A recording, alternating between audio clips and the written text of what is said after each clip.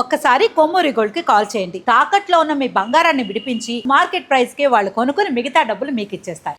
Welcome back to మనం TV. నేను మీ పవన్ పేస్వాడ. మనం యుద్ధం చేస్తే బంగ్లాదేశ్కు విముక్తి లభించింది. మనం జాలి పడితే బంగ్లాదేశ్ నిలదొక్కుంది. మనం దయ తలిస్తే బంగ్లాదేశ్ బాగుపడింది. కరోనా కష్టకాలంలో కోవిడ్ టీకాలు ఇచ్చింది మనం. ఆఖరికి బంగ్లాదేశ్ జాతీయ గీతం కూడా రాసింది మన రవీంద్రనాథ్ ఠాగూరే. బంగ్లాదేశ్ గొప్పతనం గురించి మనం అంత మంచిగా ప్రొజెక్ట్ చేస్తే ఇప్పుడు ఆ దేశంలో దుష్ట శక్తులు రెచ్చిపోతున్నాయి.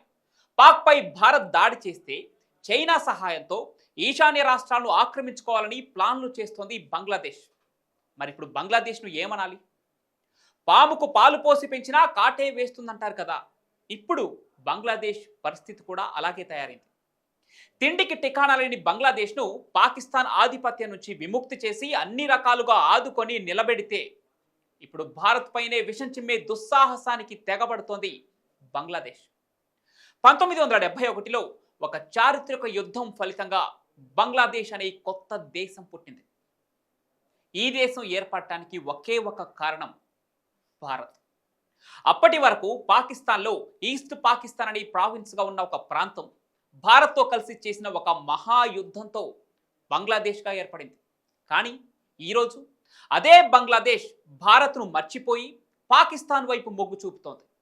1947లో భారత్ విభజన తర్వాత పాకిస్తాన్ రెండు భాగాలుగా ఏర్పడింది. ఒకటి వెస్ట్ పాకిస్తాన్ అంటే ఇప్పుడు పాకిస్తాన్, మరొకటి ఈస్ట్ పాకిస్తాన్ అంటే ఇప్పటి బంగ్లాదేశ్. కానీ పాకిస్తాన్ గవర్నమెంట్ కేవలం పశ్చిమ పాకిస్తాన్లా అని వ్యవహరించేది. ఈస్ట్ పాకిస్తాన్ ప్రజలను తక్కువగా చూడటం, వారి భాష బంగ్లాని అనగదొక్కటం, ఆర్థికంగా వెనుకబడిన ప్రాంతంగా ఉంచటం అన్నీ పెరుగుతూ పోయాయి. తీవ్రంగా అణిచివేతలు ఎదుర్కొంటున్న బంగ్లాదేశ్ ప్రజలు స్వతంత్రం కోరుకున్నారు. 1970లో జరిగిన ఎన్నికల్లో షేక్ ముజిబుర్ రెహమాన్ నేతృత్వంలోని అవామీ లీగ్ పార్టీ ఘన విజయం సాధించింది. ఈ పార్టీ ఈస్ట్ పాకిస్తాన్ ప్రజల స్వరాన్ని ప్రతిబింబించే ఒక రాజకీయ శక్తిగా మారింది.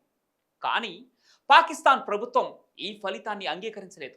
అందువల్లే ఈస్ట్ పాకిస్తాన్ ప్రజలు రెబల్గా మారారు. 1971 మార్చి 26న షేక్ ముజిబుర్ రెహమాన్ స్వతంత్ర బంగ్లాదేశ్ కోసం పిలుపునిచ్చారు. దీనికి ప్రతిస్పందనగా పాకిస్తాన్ సైన్యం బలంగా అణిచివేతకు దిగింది. అయితే ఈ అమానుష అణిచివేతలో లక్షలాది మంది ప్రజలు తమ ప్రాణాలను విడిచారు. వేలాది మంది మహిళలు లైంగికంగా హింసకు గురయ్యారు. అణిచివేతలు మరింత తీవ్రమవుతున్న కొద్దీ ఈస్ట్ పాకిస్తాన్ ప్రజలు సాయం కోసం భారత్ వైపు చూశారు.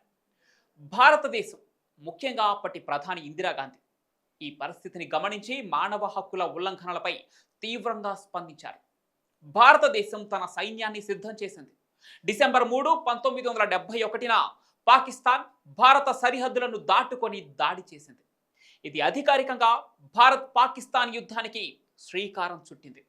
అయితే ఇది కేవలం రెండు దేశాల మధ్య యుద్ధం మాత్రమే కాదు, ఒక దేశం జన్మించేందుకు జరిగిన ఒక పోరాటం. 13 రోజుల తర్వాత డిసెంబర్ 16, 1971న పాకిస్తాన్ సైన్యం లెఫ్టినెంట్ జనరల్ అమీర్ అబ్దుల్లా ఖాన్ నియాజీ భారత సైన్యం ముందు లొంగిపోయింది. 90,000కు పైగా పాకిస్తాన్ సైనికులు భారత సైన్యానికి తల వంచారు. ఆ రోజే కొత్త దేశం బంగ్లాదేశ్ ఆవిర్భవించింది. కానీ ఇప్పుడు అదే బంగ్లాదేశ్ తన స్వతంత్రత కోసం జీవితాలను అర్పించిన భారతదేశాన్ని మర్చిపోయి పాకిస్తాన్ వైపు మొగ్గు చూపటం అత్యంత బాధాకరం. ఇప్పుడు బంగ్లాదేశ్ ప్రభుత్వం భారత్తో పోలిస్తే పాకిస్తాన్ను మరింత సమీపంగా చూస్తోంది. దౌత్య సంబంధాల్లో పాకిస్తాన్కు సపోర్ట్ చేస్తోంది. కానీ బంగ్లాదేశ్ యొక్క స్వాతంత్రం భారత్ యొక్క రక్తం, చెమట మరియు దౌత్యపరమైన ప్రయత్నాల ఫలితం. కానీ ఈరోజు బంగ్లాదేశ్ యొక్క కొంతమంది నాయకులు మరియు రాజకీయ శక్తులు ఈ చరిత్రను విస్మరిస్తూ ఒకప్పుడు తమను హింసించిన పాకిస్తాన్తో చేయి కలుపుతున్నారు, పాకిస్తాన్కి సహకరిస్తున్నారు. ఇది కేవలం ద్రోహం మాత్రమే కాదు, ఒక జాతి యొక్క కృతజ్ఞత రాహిత్యానికి నిలువెత్తు నిదర్శనం.